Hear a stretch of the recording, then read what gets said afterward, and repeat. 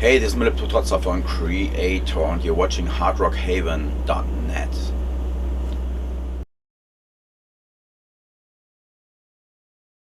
Well, we have Mille Petrozza here from Kreator here on hardrockhaven.net, and Mille, you've made 4 albums with the same lineup after having some lineup changes in the 80s and 90s. What do you think has contributed to the stability of this lineup? We've grown up. I guess that explains it a little bit. When we were younger, we started the band when we were really young. We were teenagers when we recorded the first record, and so in 1990 or 1992, when we had the first lineup change, or 93, we were still like in the early 20s, and of course, when you're younger, you're always like arguing, and you don't like, all of a sudden you don't like the guy anymore, and then you make lineup changes a lot quicker than nowadays. And nowadays we're just grown up, and if there's a problem, we talk about it, and we all know what this band is all about and what's really important. The band is the most important thing. It's not like one individual that has an ego, or one guy that wants to change the sound or whatever. But it's a team. So I guess that's why. With Hordes of Chaos, you took a more of an old school approach to recording, mostly live together on analog tape. But with Phantom Antichrist, did you kind of go back to a more modern recording method? No. Or was it similar? The same kind of deal. With Hordes of Chaos, we didn't do rhythm guitar overdubs, which we thought, in retrospective, I thought that the guitar sound could have been a little more something on Hordes of Chaos, and we were looking for something heavier for Phantom Antichrist. And so what we did was, we were doing the same thing. We did everything live, recorded everything live, but only kept the bass and the drums, and then from there on we did overdubs. But we had the same analog equipment in the studio in Sweden, because we were working with Jens Borgren, and he's a fan of like warm old school sounds, and that was a great experience working with the guy, because he had like all kinds of like little guitar effects, that we would always constantly use in different guitars for different parts. It's a lot of fun. Good.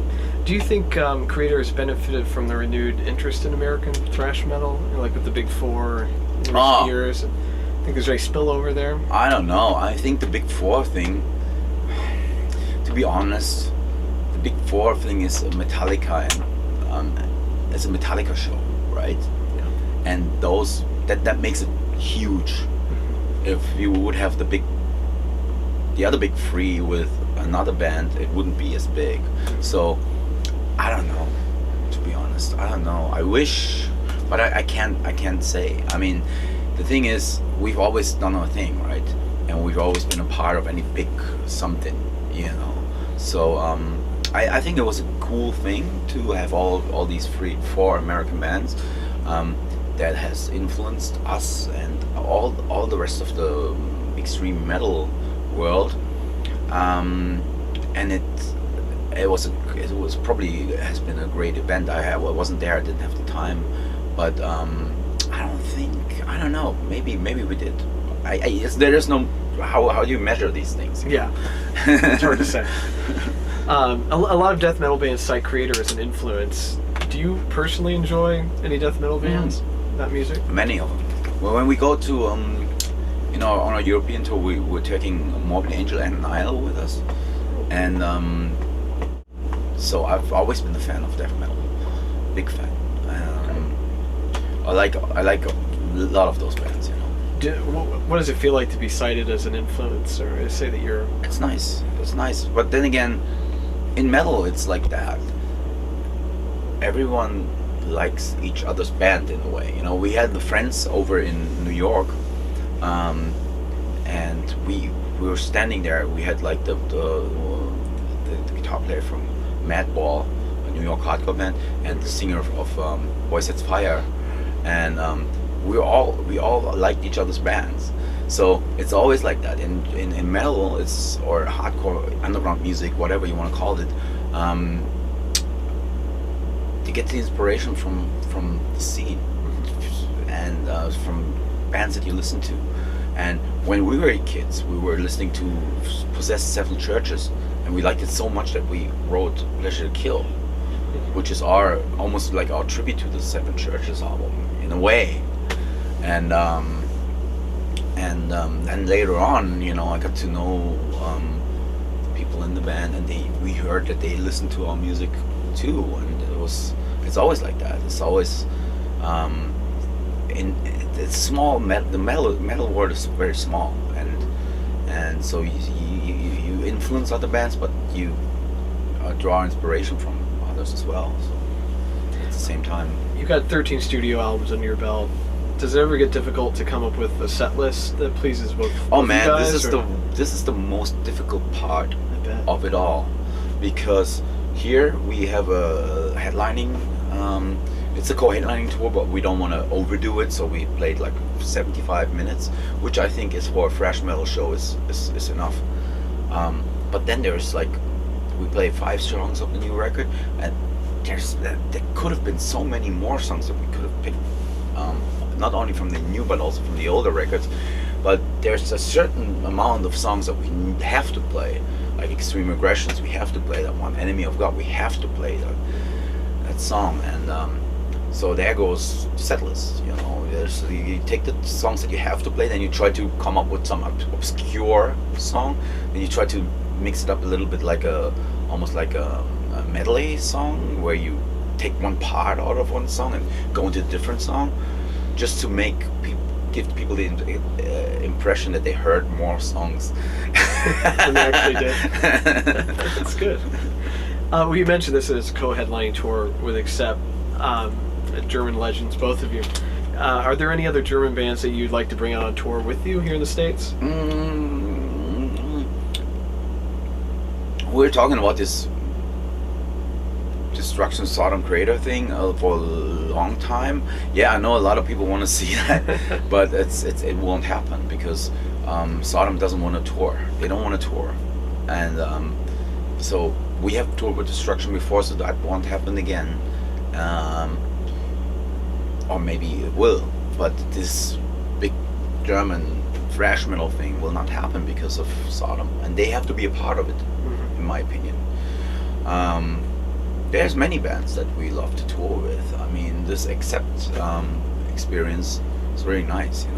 It's a little bit of a different audience, also a little bit of a different genre of heavy metal. They're the godfathers. When we were kids, we were listening to the Accept, and so we'll see. Maybe in the future we'll bring some more German bands. I'd like to, but there's not so many that we can actually. There's not so many. You would be surprised that there's not many bands that are willing to tour the U.S. because it's different than touring Europe. Well, recently Destruction stated that they would not be touring on Facebook, I believe. Really? They mentioned that they would not be touring the States anymore because of a dispute that happened with. They got screwed out of some money by an agent. Has that kind of thing ever happened to you? Yeah, or of course, all or? the time. Not recently, but when we were kids, yes.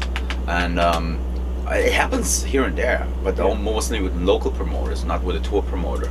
I don't know what happened, and I don't want to. I don't know what happened there, but it's tough to tour the States. It's not like Europe. It's bigger, and sometimes you play in front of not so big crowds, and you have to be prepared for that. Sometimes you go to a place where there's only 200 metal kids in the whole city, and you can be lucky if like some of them show up to your show. So I like it. I enjoy it. To me, this is like a challenge. I see it like as I see it as a challenge because it's easy to play in Wacken in front of 80,000 people, or in some other German festival with 20,000-30,000 people. That's easy, but playing in front of 200 metal kids, on an off day. We did that yesterday. We went to Syracuse because we on off days we don't want to, we just don't want to hang around. So we just booked some other shows without Accept, and we played this small club, but it was great. It was amazing. It was a lot of energy. We go back to the basics, and it's also actually very good exercise. If you convince those 200 kids in there, you're prepared for fucking, Yeah, true.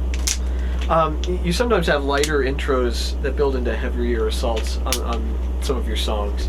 Do you have any musical influences that are on the lighter side, like the acoustic intros? And things Yes. I listen to all kinds of music. I most of the time listen when I'm at home. I don't listen to.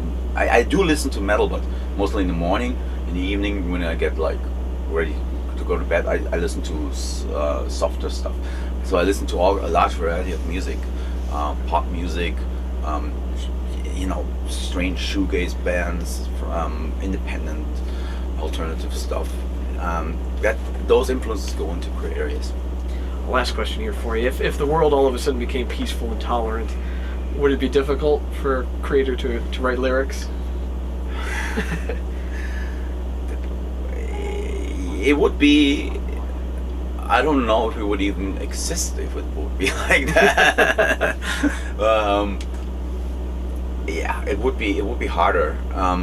Since in metal, when you play metal, you can sing about things that you would sing about when you were in a, I don't know, alternative pop band or whatever. It has to be graphic. It has to be in your face. It has to be powerful, and you